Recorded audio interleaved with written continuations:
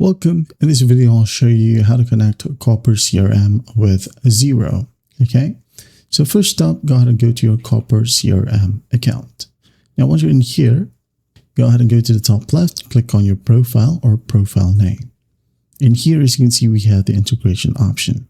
Just click on it, wait for it to load. And once it loads, go ahead and find Xero right here. So just basically click on connect, wait for it to load. And then once it loads, your pop-ups right here might be different. As you can see here, I just logged in to this computer. So I'm just going to go ahead and click on continue granting access. Okay, there you go. Here I have my organization and the data. Now I'm going to go ahead and click on allow access. As you can see here, it automatically logs me in because I'm already logged in right here with the same browser. Okay, yours might be different. If it asks you to log in, just go ahead and log in. And once done, it will redirect you back to this page from Copper CRM.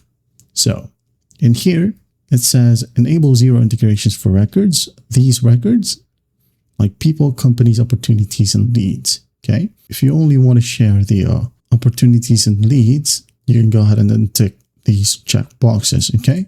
Now choose the maximum number of invoices to show. You can go ahead and select up to 20. Choose which field to sort invoice by. It could be created date or last modified date.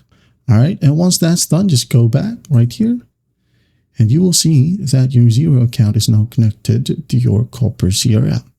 And there you have it. Well, I hope this video helps and I'll see you in the next one.